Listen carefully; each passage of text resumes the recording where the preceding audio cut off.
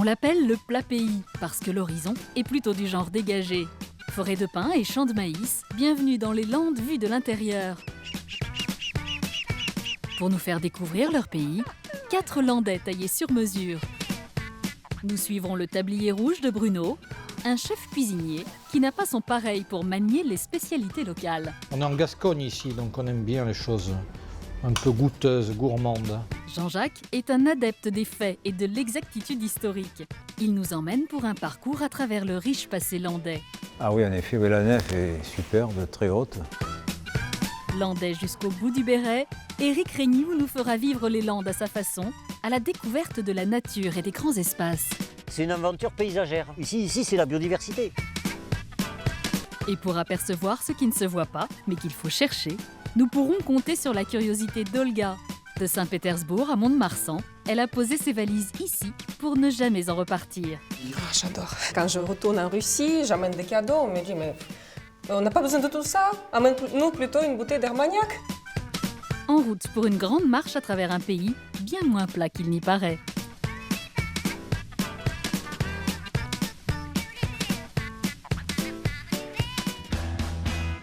C'est un paysage qui ne laisse place à aucun doute. Bienvenue en Chalosse, le pays du maïs.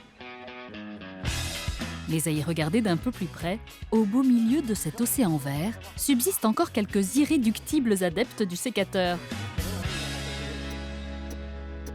Nous vendangeons avec un sécateur qui coupe le pouce, l'index et le majeur. Et c'est avec un immense bonheur. Éric Régniou est ingénieur agronome, De malheur. chanteur aussi à ses heures.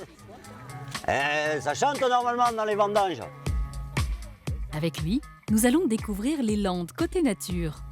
Aujourd'hui, et comme une poignée d'autres bénévoles, il est venu célébrer à sa façon la fête des vendanges, celle du temps où le raisin était ramassé à la main. Pour vendanger, on ne vendange que les grappes du bas.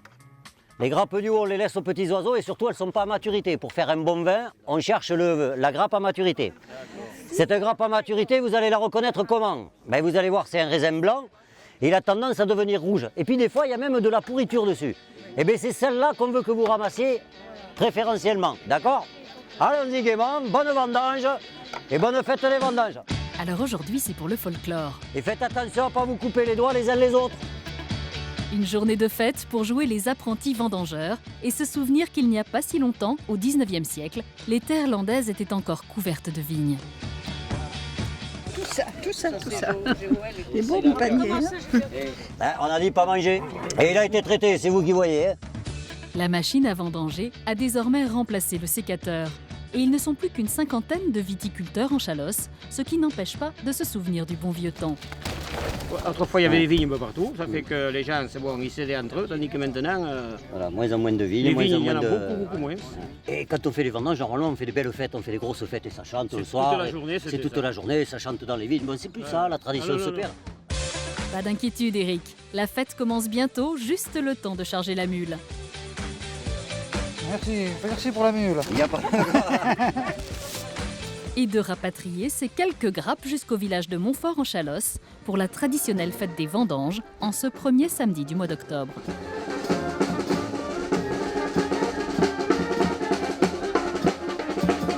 Comme un clin d'œil aux méthodes d'autrefois, le raisin récolté d'une main de maître un peu plus tôt dans la matinée est transporté en musique et en charrette par les 2 stars du jour, Martine et Johan, des professionnels du genre. C'est pas la première fois. Il y a 10 ans qu'elles font ça, ou même davantage.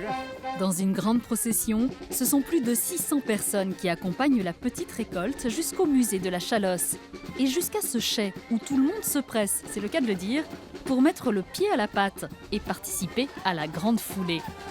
Ça, c'est intime, hein. Alors, c'est un grand jeu de sensualité parce que le grain de raisin qui passe entre les orteils, c'est quelque chose de fabuleux. Voilà, c'est un grand plaisir pour tous ces gens. Regardez le sourire qu'elle a, celle-là. Ah ouais,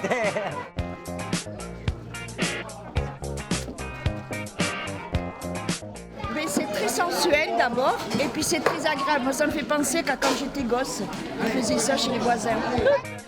De cette vigoureuse foulée naîtra le bourré, un tout premier jus de raisin très sucré, juste de quoi apaiser les plus assoiffés. Bon, on va porter un peu de verre. Allez, des verres, cher monsieur. Arrêtez les bouteilles, on peut emporter des verres. C'est très bon, on dirait un bonbon sucré. Fantastique, il y a un apport de fruits là, c'est indescriptible. Après le grand défouloir, place au pressoir monumental. 200 ans d'histoire, toujours en fonction, et qui en disent long sur le passé viticole de la Chalosse. 3 petits tours, et puis s'en vont. Juste le temps pour Eric d'aller à la rencontre de Marie Dourte, en tenue d'époque aujourd'hui. Elle est la directrice du musée et un peu gardienne de l'esprit de la fête. Pour les travaux agricoles, on se retrouvait entre voisins, il y avait une entraide, il y avait une communauté autour d'un but commun qui était cette vendange. Et ça, c'est quelque chose qui existe beaucoup moins aujourd'hui et que ce genre de fête permet de promouvoir, enfin de retrouver. Voilà. C'est très Gascogne tout ça. Oui, mais c'est pour ça que les Landes sont aussi marquées par les fêtes, parce qu'il y a aussi cette idée de faire la fête ensemble, de faire la fête en travaillant, on va dire. Alors c'est sûr, les Landes et la fête, c'est une longue histoire. Mais peut-être pas autant qu'avec la bonne chère.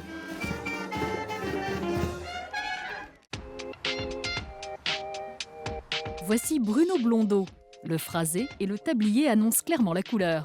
C'est une organisation. Il faut que chaque chose soit à sa place, sinon on perd du temps. Le chef pratique une cuisine, disons, saisissante. En bon gascon, on a toujours de l'armagnac à portée de main. Dans sa casserole, juste un soupçon d'armagnac donc, quelques cèpes, de l'ail, du persil, mais aussi une spécialité bien locale, découpée en généreux petits dés. Voilà. Alors le foie cuit très vite, très rapidement. Avant de partir avec lui à la découverte des trésors culinaires locaux, il nous présente dans la cuisine de son restaurant montois sa spécialité, le magret de canard farci au foie gras, dans le genre landais, c'est du costaud. On est en Gascogne ici, donc on aime bien les choses un peu goûteuses, gourmandes. Un peu grasses aussi peut-être, mais bon, je vais me faire taper sur les doigts, mais le gras du canard, c'est un bon gras. Vu d'ici, sa recette a l'air plutôt simple, mais encore faut-il avoir le coup de main. Là, on va prendre de la ficelle pour faire de la couture. Alors, vous n'avez pas besoin de faire 50 000 points de couture. En fait, le but, c'est que la viande cuise et que la farce reste emprisonnée à l'intérieur. Sinon, ça ne présente aucun intérêt. La farce est prisonnière, donc tout le goût reste concentré à l'intérieur.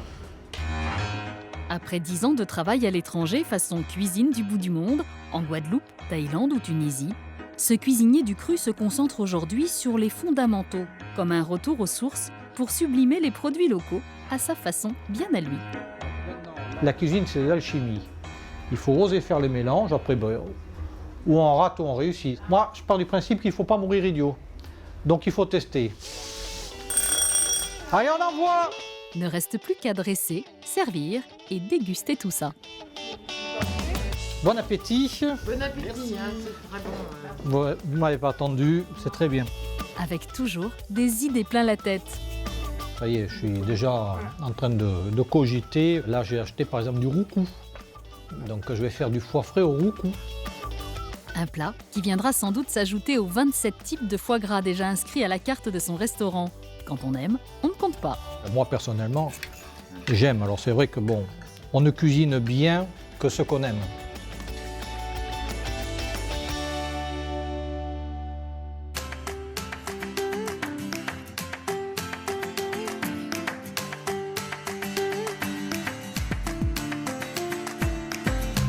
Qui dit Dax, dit thermalisme. Et forcément, qui dit thermalisme, dit fontaine chaude.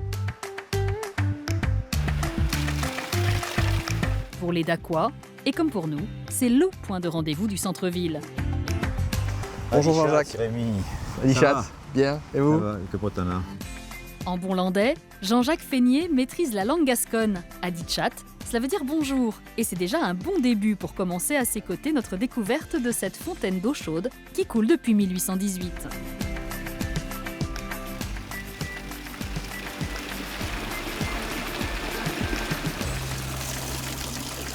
On caresse le griffon là. Ça porte bonheur?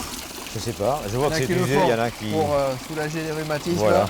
Nous sommes prémunis contre les rhumatismes pour un bout de temps Au moins assez pour long. les doigts, il n'y a pas de souci. Rémi Dourte est le directeur de l'Office de tourisme. Pour nous aujourd'hui, il a enfilé son costume de Monsieur Thermalisme. De cette eau, il sait tout. Du nom de sa source, l'année, jusqu'à son impressionnant débit. Plus de 2 millions de litres d'eau qui s'écoulent chaque jour à près de 64 degrés. Et là, vous voyez, elles sont déjà un petit peu moins chaudes. Elles se refroidissent naturellement et elles sont maîtrisées dans les établissements thermaux à 38 degrés. 38 degrés, c'est la température supportable. par voilà. les puristes. Exactement, parce qu'après, au-dessus, on n'est pas là non plus pour brûler les personnes. Avec tout ça, on en oublierait presque que l'eau de Dax a des vertus, ni magiques ni miraculeuses, mais idéales pour soulager les rhumatismes et les jambes lourdes. Aujourd'hui, 50 000 curistes par an se pressent autour de cette eau, autrefois très prisée pour bien d'autres commodités. À l'époque, c'est vrai, on était 19e, on venait prendre les eaux. Voilà, Comme dans on venait stations, prendre les eaux. Et alors, entre autres, dans les grandes maisons, on va dire, de la bourgeoisie dacquoise, la cuisinière s'activait très tôt le matin. Et alors, pour certaines tâches, il était recommandé de venir chercher l'eau chaude à la fontaine chaude, donc pour préparer certaines choses. Selon la légende, les Romains auraient découvert les vertus des eaux de la Dax grâce à ce chien et à son légionnaire de propriétaire. Alors voilà la fameuse statue du légionnaire. Pour abréger les douleurs de son fidèle compagnon, alors vieillissant et perclus de rhumatisme, le soldat décide alors de le jeter dans les eaux boueuses du fleuve. Et à sa grande stupeur, quand il est rentré de campagne à Dax, il a retrouvé son chien qui finalement n'était pas mort comme il l'avait pensé au début, mais qui était en chair et en os, plutôt en pleine forme et heureux de le retrouver. À croire que les eaux de Dax auraient une dernière vertu insoupçonnée, pas rancunier le chien.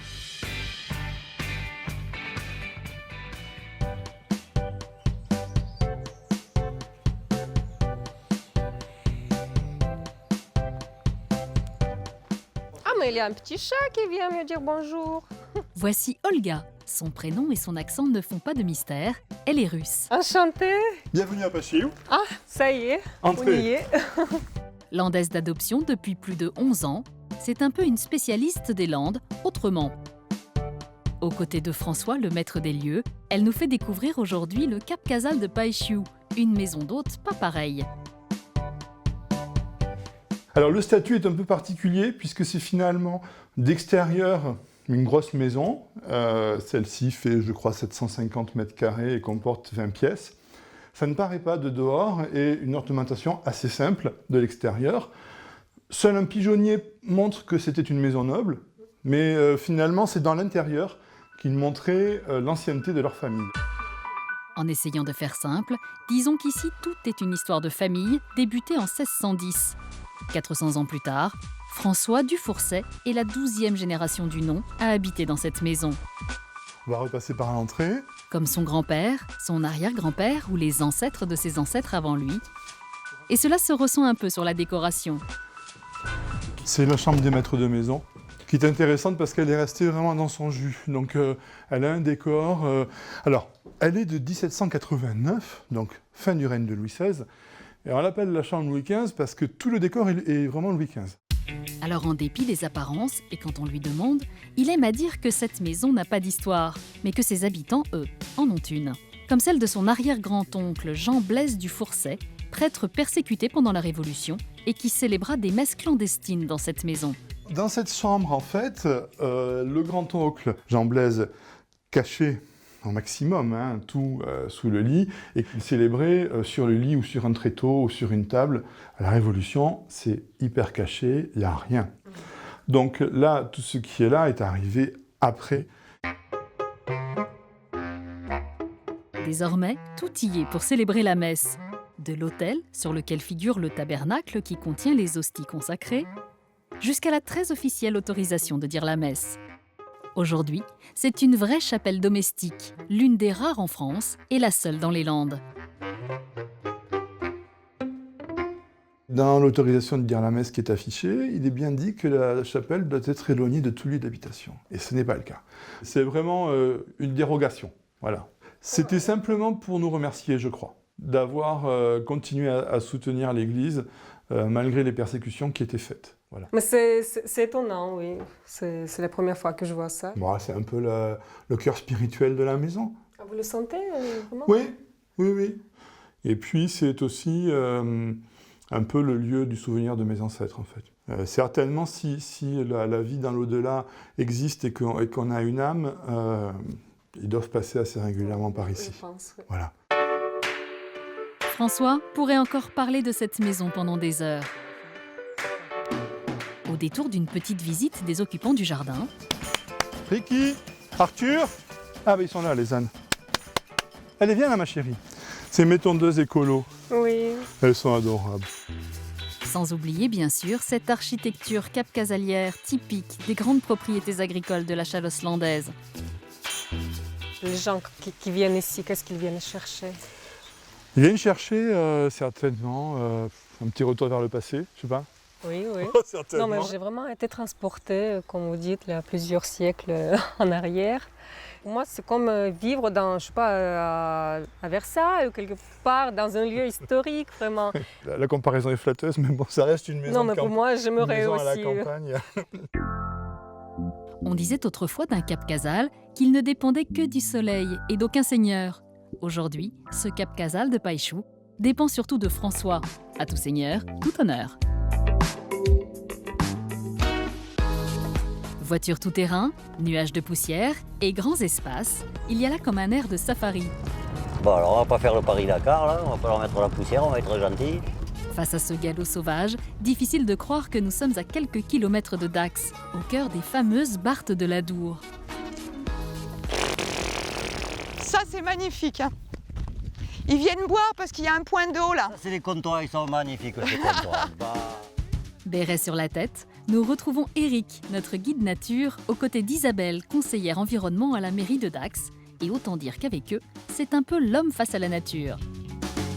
Attention, pour apprivoiser un cheval, c'est, quand on lui parle, c'est de ne jamais perdre le contact. Vous mettez toujours la main dessus, en permanence. Hein. Voilà. Et le cheval, là, ça le calme, ça l'apaise. Voilà. Et ça, des fois, quand il pleut, tu les vois, ils sont dans l'eau jusque-là. Et ils continuent leur journée. Voilà. Voilà, et alors donc ça voilà, c'est ça les Barthes. Voilà.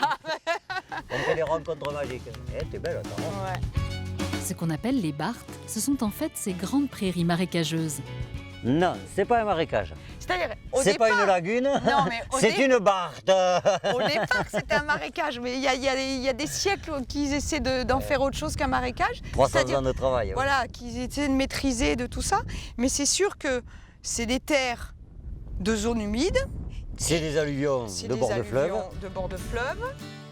Sous le soleil, ça ne se voit pas vraiment, mais lorsqu'il est en crue, le fleuve l'Adour déborde ici de toutes parts, parfois pendant des mois, comme lors des crues de 2014. C'est une aventure paysagère.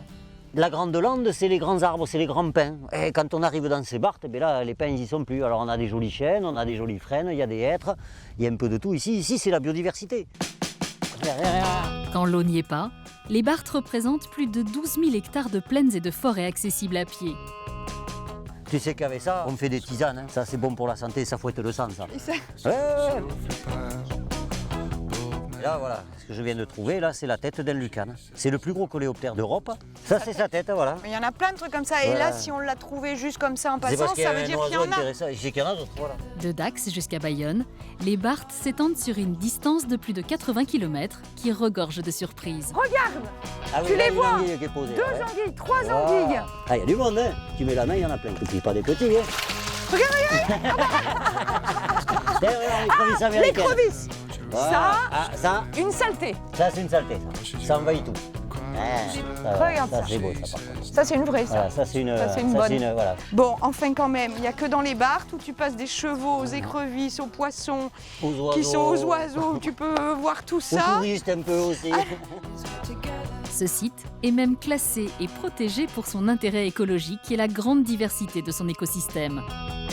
Ben, on a le canard suché, il y a la sarcelle d'été, sarcelle d'hiver, le colvert. Ce qu'on a encore. Et ici, il y a la grue. Les cigognes. Il y a le héron cendré, les grès de garzette. Qu'est-ce qu'on a encore ici? Il y a plein de... Après, dans le genre petit piaf, 53 variétés, si je me souviens bien. C'est ça. 53 variétés. Après la forêt de pins, les Barthes sont un peu l'autre poumon vert des Landes, traversant près d'une quarantaine de communes, de quoi en prendre plein les yeux, avec ou sans béret. Non, ça fait du bien d'avoir une belle plaine comme ça dégagée. C'est vrai, quand tu sors des grands pins, que tu arrives là-dedans, c'est un peu autre chose. Hein. Là, d'un coup, tu as de la dimension quand même. Hein. Allez, quittons Eric et Isabelle pour nous tourner vers d'autres grands espaces. En arrivant, c'est elle qu'on découvre en premier, la place royale de la Bastide d'Armagnac. Vous avez une bien belle place. Oui, je pense qu'on est le fleuron des Bastides landaises, je n'hésite pas à le dire. Bon. Vous allez faire des mécontents peut-être après. C'est ici que nous retrouvons Jean-Jacques, notre passionné d'histoire landaise, aux côtés de Dominique Dejean, guide des Bastides.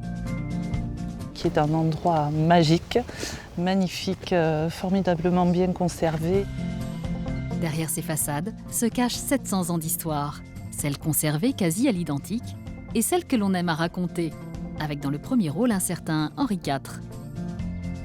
J'ai entendu dire que cette place royale donc de la Bastide avait servi un peu de modèle à la place des Vosges à Paris. Alors est-ce que c'est vrai Alors, en fait, nous avons eu la chance d'accueillir Henri de Navarre, donc avant qu'il devienne roi de France, et on raconte qu'il trouvait cette place tellement belle qu'il a voulu faire la même à Paris.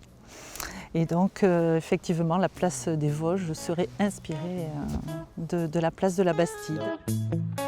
Bastide, cela veut dire ville neuve. Celle-ci a été fondée en 1291, ce qui en fait un site exceptionnel. C'est la préservation de sa structure médiévale, à l'image de ses maisons à colombages. Avec le torchis entre colombages, ça c'était des matériaux que l'on retrouvait partout autour du village. Après on a sophistiqué un petit peu en mettant des briquettes entre les colombages. Et puis après bien sûr il y a la maison en pierre. Alors visiter une Bastide, construction typique du Sud-Ouest, c'est avant tout une question de vocabulaire. Et ce n'est pas Jean-Jacques qui dira le contraire. Il y a quelque chose qui a attiré mon regard en arrivant, là, c'est dans l'angle là-bas, c'est ce qu'on appelle une androne. Direction donc, une androne, ce petit espace laissé entre deux maisons. Ce n'était pas une ruelle, ce n'était pas un passage, c'était vraiment une protection contre l'incendie et le tout à l'égout. L'androne en évitait d'y passer, c'était pas, pas très indiqué.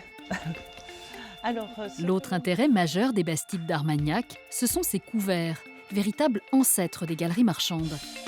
Imaginez que dans les années 50, il y avait encore un commerce à chaque porte. Le tout s'ouvre non pas sur une série de ruelles, mais de venelles, au calme si particulier. Celle-ci, vous voyez, a une construction au-dessus qui forme comme un pont, en fait, qu'on appelle donc un puntet ou un carrérote. Outre quelques chats, la Bastide d'Armagnac compte 700 habitants, contre plus de 3000 dans les années 1900, et autant d'histoires plus ou moins glorieuses, comme celle du Café du Peuple. Bon, alors là, voilà le fameux Café du Peuple. Célèbre pour ses bagarres et autres coups de sang entre le curé du village lui-même et le tenancier du bar. Un jour, un dimanche matin, il s'est installé sous la halle où nous étions tout à l'heure, sous la mairie, debout sur une chaise, et il insultait les gens à la sortie de la messe. Alors là, évidemment, l'abbé Marlado avait eu rouge, c'est le cas de le dire, et donc il a fait descendre ce type de sa chaise et ils se sont battus. Alors à l'époque, bien sûr, dans les années 50, le curé en soutane qui se bat avec ce type sous la mairie aux yeux de tous ses fidèles, ça avait fait vraiment beaucoup de tapage dans le village. Depuis, le calme est revenu, sur la place Royale, comme dans tout le bas Armagnac. De quoi vous donner l'envie de visiter les Bastides voisines, comme celle de Saint-Justin. Ses couverts, ses andrones et ses venelles, et qui sait pourquoi pas ces autres histoires de bagarres en soutane.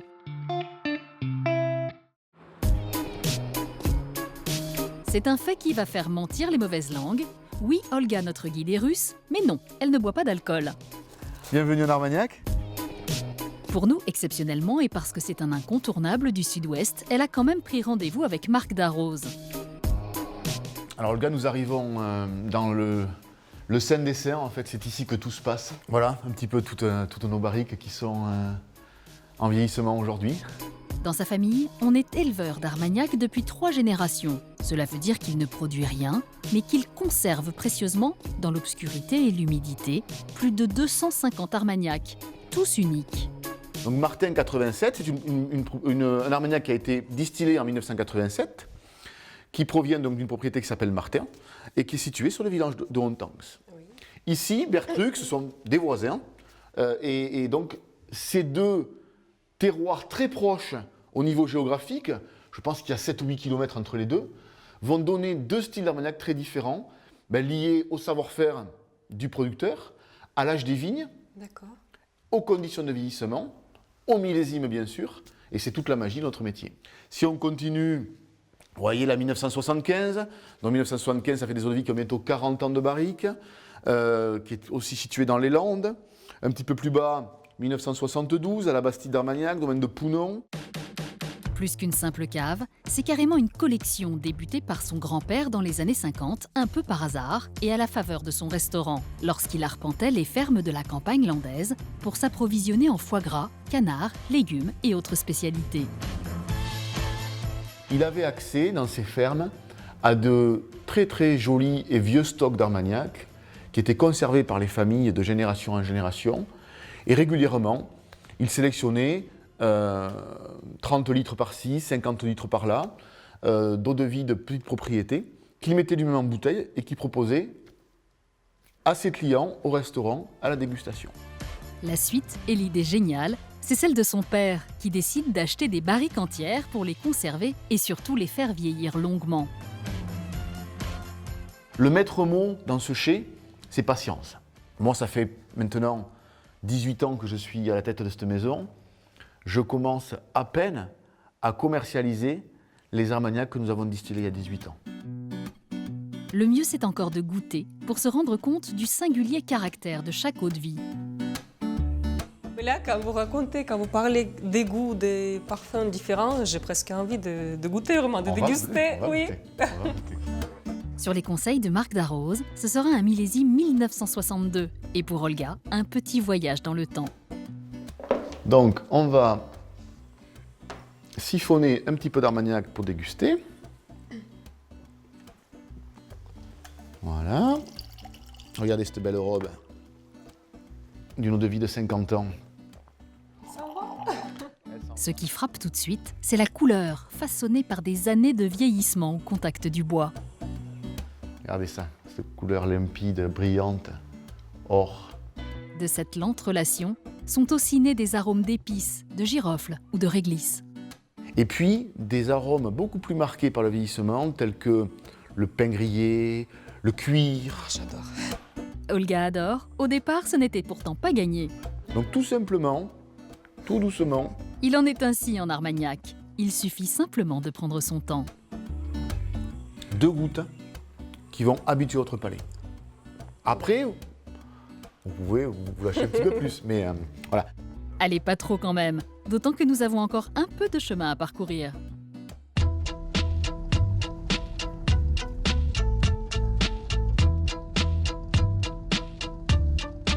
Tout près de Saint-Sevé et sur les conseils d'Olga, nous avons pris la route à travers champs. On va aller de l'autre côté là parce qu'elles vont pas revenir. Pour nous retrouver face à un spectacle, disons, plus ou moins engageant. Nous sommes en pleine ganaderia, sur les terres de Christian.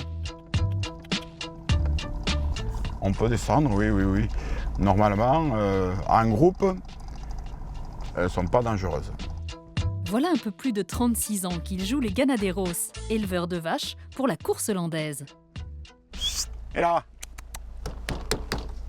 oui. Elles sont pas mal, je trouve. Elles sont bien. Elles commencent à se reposer parce que maintenant c'est la fin de saison.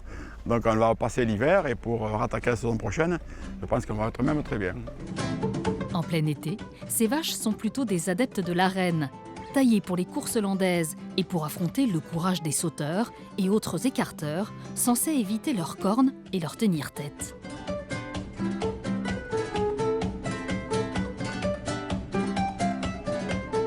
Aux côtés de Christian, Johan et Jérémy ont fait tous les deux leur première vache, selon l'expression, dans cette ganaderia. Ils sont de ceux qui sautent et qui s'écartent, enfin en général. Les deux, s'ils n'avaient pas de problème de genoux, ils seraient aptes, oui. Ce sont tailleurs de bons éléments. Et voilà, la temporada est longue et puis voilà, les blessures arrivent aussi. Hein. Là, on peut dire que c'est les deux estropiés de l'équipe. Allez hop, hop, hop, hop, hop. Le reste du temps, quand il ne concourt pas, nos deux blessés aident Christian à trier les bêtes pour l'arène. Là, voilà. Là. Là, celle-là, là-bas. Et autant dire que parmi cette centaine de compétitrices, il faut avoir l'œil. Car même si elles ont ça dans le sang, toutes doivent répondre à un comportement très précis. Allez, on y va. Hop, hop, hop, hop. 1, 2. Là. Alors là, on a un spectacle à faire avec des vaches. Des vaches pour les sauteurs, les écarteurs, et pour les amateurs. Alors, la sauteuse, c'est celle-là. Après, c'est une vache pour les amateurs. La roue et les 4 autres, c'est pour les écarteurs. Pour les amateurs, il faut des vaches beaucoup plus calmes. Sinon, on va manquer très vite d'amateurs. Mélissa, c'est une vache qui n'a pas beaucoup d'expérience, mais qui a compris très vite son métier. Pour moi, qui a un comportement très bon, mais pour les écarteurs, ça devient un peu plus compliqué. Une fois la sélection faite, c'est au tour de l'étape délicate et sportive de la préparation des cornes. Pour ça, il faut le tour de main de Christian et un bon vieux rouleau de ruban adhésif. Si tu restais tranquille, ça serait encore mieux. Le tout est supposé épargner les coureurs en cas de redouté tumade. Dans le milieu, c'est le coup de corne, celui qui fait mal. Pour que si jamais il y a contact avec les hommes, que ça ne pénètre pas de trop. Ou pas du tout. Et voilà, on a un côté qui est prêt. Depuis que la lande est lande, il en est ainsi. Chaque village ou presque a son arène, son spectacle et ses courageux. Allez au fond, au fond, au fond, au fond, au fond, au fond. Allez au fond. C'est une histoire de combat, d'affrontement, de courage, de témérité. Et il faut être passionné par ces jeux-là aussi. Hein. Parce qu'il y en a qui vont à la pêche, d'autres à la chasse, mais il y en a d'autres qui affrontent les dimanches des vaches et des taureaux. Devant nous, Vulcano. 600 kilos au bas mot et une douce voix de taureau. Les taureaux. Si vous ne savez pas quoi faire dimanche prochain, vous pouvez toujours tenter le coup. Christian, lui, vous aura prévenu. Il faut être un champion, mais il faut les avoir bien accrochés surtout, parce que c'est des taureaux, donc c'est beaucoup plus impressionnant qu'une vache. Et non, on ne s'y frotte pas tous les jours. Bon, c'est pas qu'on n'avait pas envie, mais on n'avait juste pas le temps, d'autant qu'un autre rendez-vous nous attend. Au départ, il était question d'une visite bien tranquille. Au final, tout a commencé comme ça. Alors cet escalier est assez complexe. Dans le chaos des marches biscornues et la pénombre d'un long couloir. Voilà, il faut prendre à gauche, faites attention. Par-delà l'interdit. On va maintenant aller vers des parties non ouvertes au public. Dans le bruit de la poussière. Alors c'est un peu sportif. Serein face au danger. Ne filmez pas en montant, c'est dangereux. Tout ça pour se retrouver tout là-haut. Bon, l'escalier à vis était pentu, mais la vue en vaut la chandelle. En bord de clocher de l'abbaye de Saint-Sevé, Jean-Jacques, notre passionné d'histoire, joue l'équilibriste. Bousculé non pas par monsieur le curé, mais avec monsieur le maire, pas peu fier du paysage. C'est une des plus belles vues des Landes. Ah oui, tout à fait. Par beau temps, le sud, on voit l'Ossau, le pic du Midi, le pic d'Anny. Ouais. Et puis on découvre les toits de la ville au premier plan. La suite de la visite nous fait redescendre vers des chemins, disons, plus classiques, à la découverte de cette abbaye construite au XIe siècle. Ce qui surprend lorsqu'on rentre les visiteurs, c'est la dimension des lieux. Ah oui, en effet, la nef est superbe, très haute. 71 mètres de long, 31 mètres de large, voilà pour les chiffres. L'abbaye de Saint-Sevé était à l'époque la plus importante d'Aquitaine. La plus grande par ses dimensions, mais pas seulement. Ce qui en fait un édifice tout à fait remarquable, c'est ce plan tout à fait particulier avec toute une série de chapelles. Une abbaye forte et puissante. Alors pour qui veut bien lever la tête, son architecture en impose, à l'image de ces chapiteaux qui ornent les colonnes de marbre de l'édifice. Véritable petit trésor d'art roman. Les sculpteurs des lieux ont inventé un style tout à fait particulier de feuilles lisses. Ouais. C'est un effet de style qu'on retrouve dans plusieurs chapiteaux. On en retrouve un ici et un là également. Et ce qui est également assez original, c'est le thème de Daniel dans la fosse aux lions, avec un joli drapé du Daniel qui tient dans ses mains 2 lions. Donc un par la langue. Les deux par la langue, oui. Et donc ils n'avaient jamais vu de lion. Hein. Donc ils ont tendance à représenter les lions comme des chiens. Des chiens, oui. Donc toutes ces sculptures ont quasiment 1000 ans. Hein. Elles sont de 1080. Alors de l'aveu même du maire, l'endroit est un peu grisâtre et complexe. Il y a ce que l'on remarque tout de suite, est ce que l'on découvre, à l'image de cette autre particularité qui fait de cette abbatiale un lieu classé au patrimoine mondial sur la route des chemins de Saint-Jacques-de-Compostelle. C'était une église de pèlerinage. Donc il faut imaginer aucun banc, des gens qui venaient au pied des reliques de Saint-Sevé, prier. On était une étape des chemins de Saint-Jacques-de-Compostelle qui sûrement, dans le haut Moyen-Âge, ont connu quand même une fréquentation très forte. Bien sûr. On a là un édifice qui explique qu'à une époque, Saint-Sevé était la ville la plus importante du département. C'était le cas à la Révolution. Et c'est à la fois une opportunité, une charge aussi. Je me doute, oui. La visite s'achèvera un peu comme elle a commencé. Donc là, on est dans le cloître. Dans le cloître. Plus tranquillement, mais de façon tout aussi surprenante, dans les couleurs, les enluminures et les images du Béatus de Saint-Sevé. Alors ça, vous le montrez à très peu de monde. Alors, normalement, on ne feuillette pas. Plus qu'un simple manuscrit, c'est l'une des rares copies du commentaire de l'Apocalypse selon Saint Jean, et le seul exemplaire français parmi les 24 connus à ce jour dans le monde. Donc là, on voit bien Satan, avec une figure effrayante. C'est le livre sacré, c'est le sens du mot apocalypse, les choses cachées. On y trouve notamment cette carte du monde, sur laquelle figure en bonne place et en grande taille l'abbaye de Saint-Sevé. Apocalypse ou pas, on n'est jamais mieux servi que par soi-même. Et alors on a Saint-Sevé avec l'église, qui est aussi grand que Rome et que Jérusalem. Donc notre abbé est très modeste. Tout à fait, oui.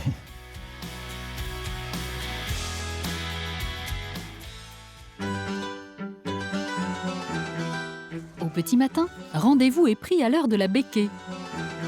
Bon, allez hop, allons-y doucement. Bruno Blondeau, notre chef, est sorti de sa cuisine. À ses côtés, Bruno Castin et François Dehaze, tous les deux sont éleveurs et producteurs. Les voilà quittes ce matin pour une petite partie de pêche au canard. Hop, hop, hop, hop. Mais il contourne quand même.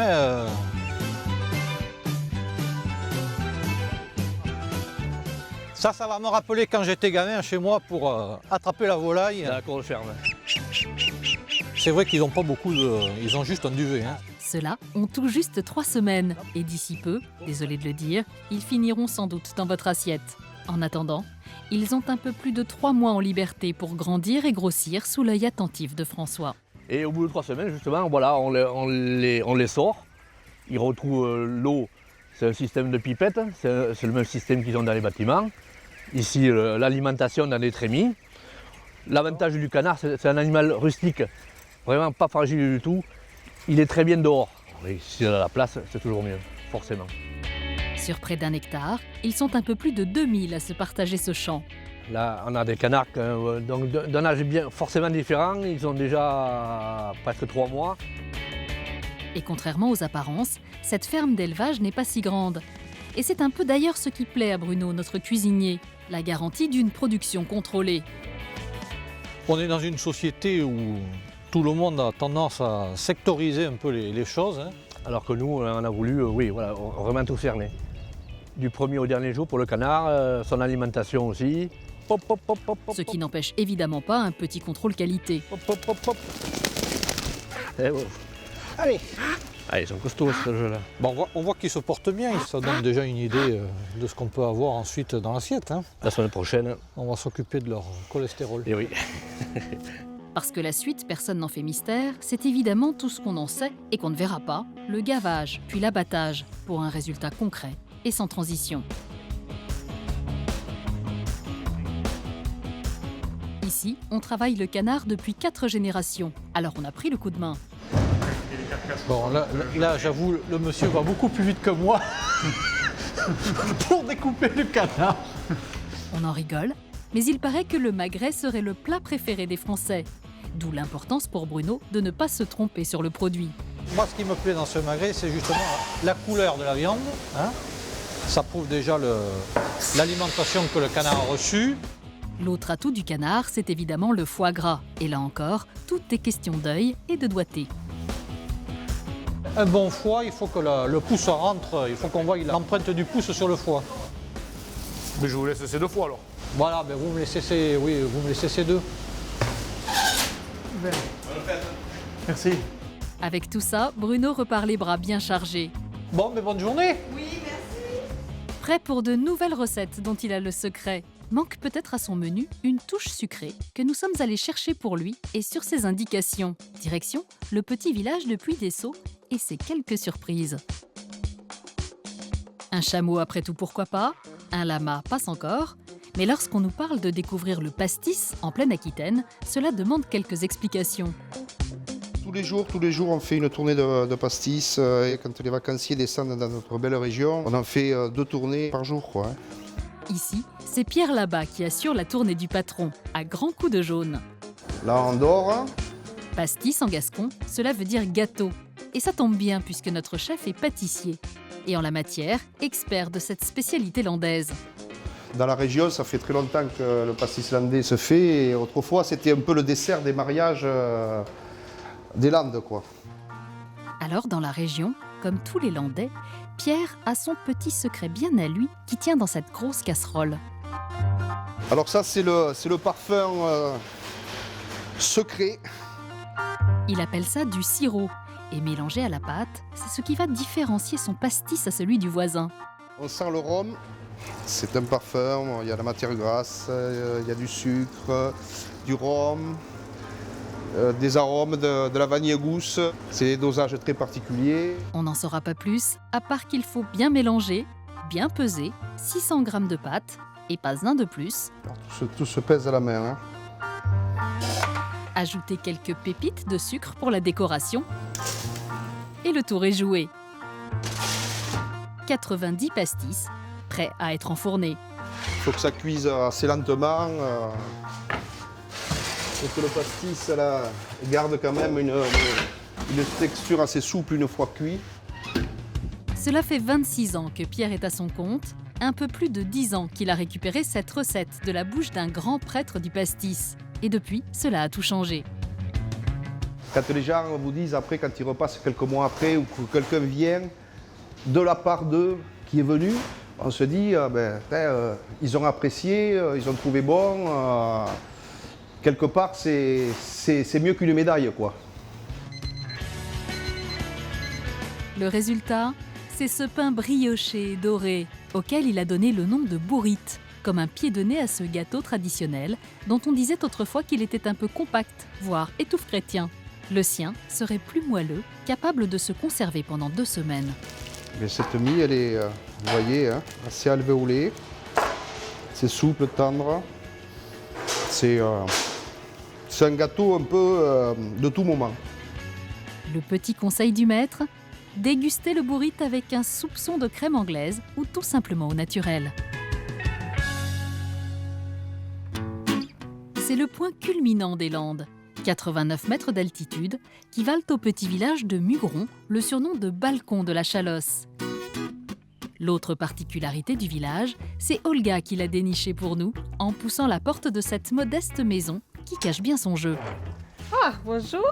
Bonjour. Olga. René. Enchantée. Bienvenue à Mugron. Oui, merci. Voilà, donc, Vous êtes assez discret de l'extérieur. Mais oui, c'est pour ça. Non, c'est très difficile. C'est difficile de vous trouver, oui. C'est difficile un peu de nous trouver.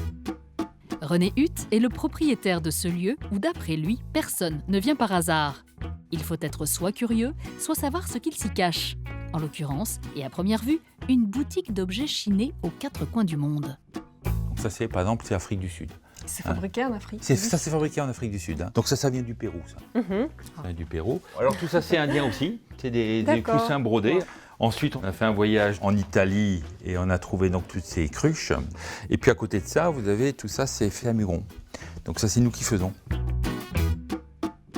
L'endroit s'appelle Rouge Garance, parce que René aime la couleur, à tel point qu'il voit rouge lorsqu'on lui dit que c'est une boutique.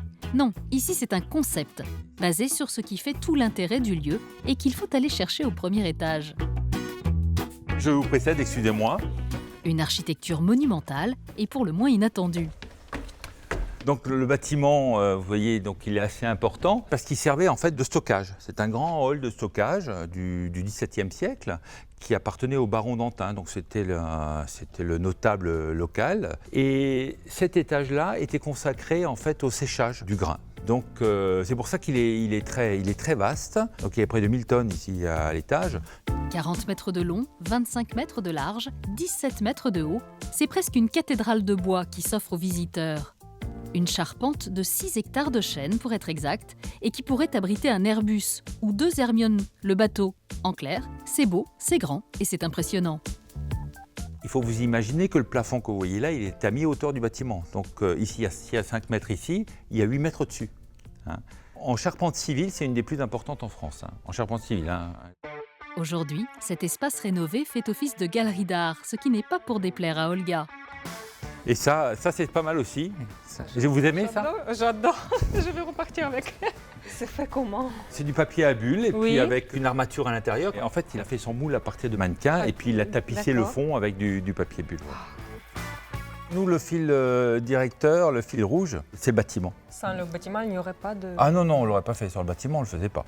Aux États-Unis, on parle tout le temps de loft new-yorkais. Alors, ils sont dans des grands bâtiments, c'est de la brique, c'est de la ferraille. C'est plutôt des bâtiments du 19e siècle.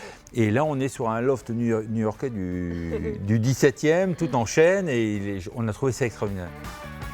À peine 6 mois de travaux ont été nécessaires pour rénover cet endroit en loft mugronais. Dans les Landes, comme en Amérique, rien n'est impossible.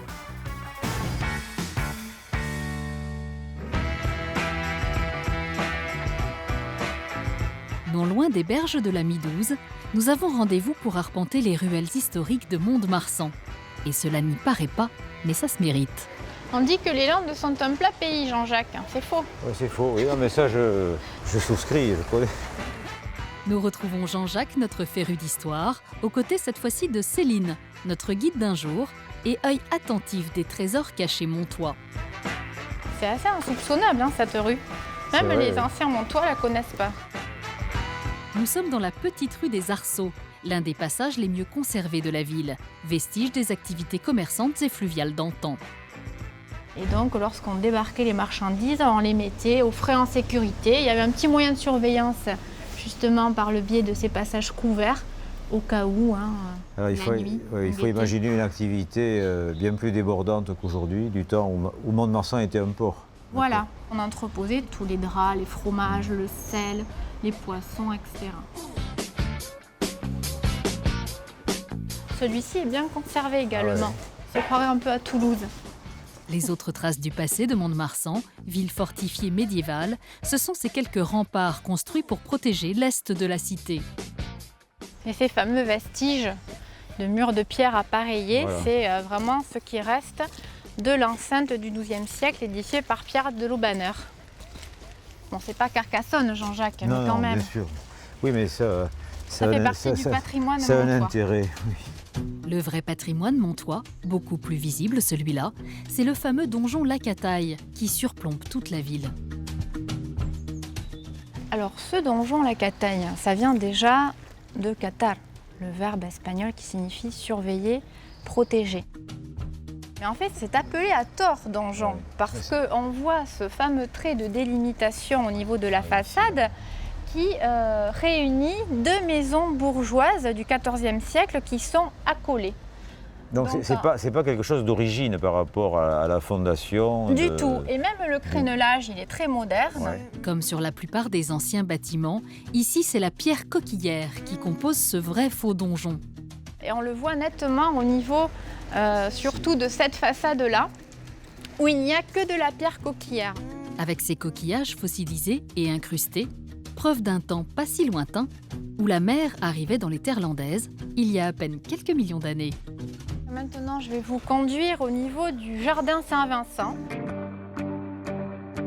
Comme un symbole en écho à cette pierre coquillière façonnée par le temps. Le présent et l'avenir de Mont-de-Marsan s'écrivent aujourd'hui à grands coups de sculpture, cette fois-ci d'un tout autre genre. C'est sûr qu'il a des formes plus que généreuses. Depuis 1988, date de leur première sortie dans les rues de la ville, les statues envahissent aujourd'hui les places et les jardins au quotidien. Et puis on revient toujours à ce fameux Zeus. Comme ici, avec ses œuvres de Robert Vlerick, sculpteur montois, mondialement connu durant l'entre-deux-guerres. Là, c'est un bronze à patine noire. On sait que Wlérick aimait beaucoup représenter des modèles en sculpture qui étaient proches de son environnement, donc les servantes, femmes de ménage, etc. Aujourd'hui, le donjon La Cataille renferme un musée consacré exclusivement à la sculpture figurative. On va aller voir les têtes. Là. 2200 œuvres qui en font le plus important du genre en France. Quel privilège!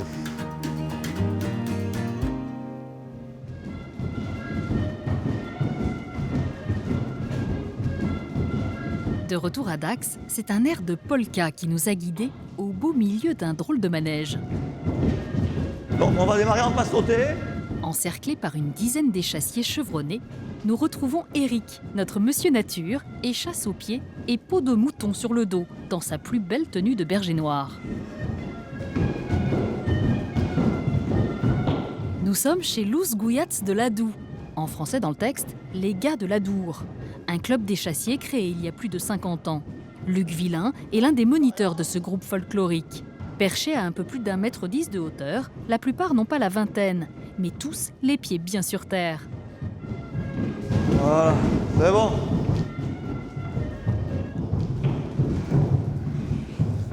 Donc on a Alexis qui est certainement celui qui a démarré les échasses le plus tôt puisqu'il a commencé à l'âge de 4 ans. On a Jean. Là on a plutôt la jeune garde. Hein. Alors même si Eric est un habitué des échasses, son retour en hauteur mérite quand même quelques consignes, à commencer par piétiner, toujours. C'est le problème en échasse, on ne peut pas rester sans bouger. Question équilibre, l'autre grand principe c'est tout simplement d'apprendre à marcher. Encore faut-il réussir à tenir debout. Les gens nous demandent comment vous faites pour monter sur échasse. Eh bien écoute, quand il arrive un moment où t'as pas d'endroit, t'as pas de mur, t'as pas de comptoir, Bon, tu t'assois par terre ou sur le trottoir, tu prends ton bâton et tu montes, ou soit on a des bons copains, on se fait relever. Trop facile, les échasses, ils ont ça dans le sang eux, à tel point qu'à force de s'entraîner ensemble, ils sont même devenus une famille. Si on ajoute à ça l'héritage culturel et le fameux mythe du berger landais, tous ne pouvaient finir que tchanké, comme on dit ici, sur leurs échasses. Et pourquoi finalement ces Landais marchaient sur échasse hein? On va dire les échasses, c'était du 3 ans. La première utilité des échasses, c'était de garder les pieds au sec. C'est aussi un poste d'observation. Voilà. Pour un berger, ça lui permet de surveiller son troupeau dans une végétation basse qui était assez dense. Et le 3, c'est aussi un moyen de locomotion. On va faire des grands pas et pour se déplacer d'un village à l'autre, on va gagner un peu de temps.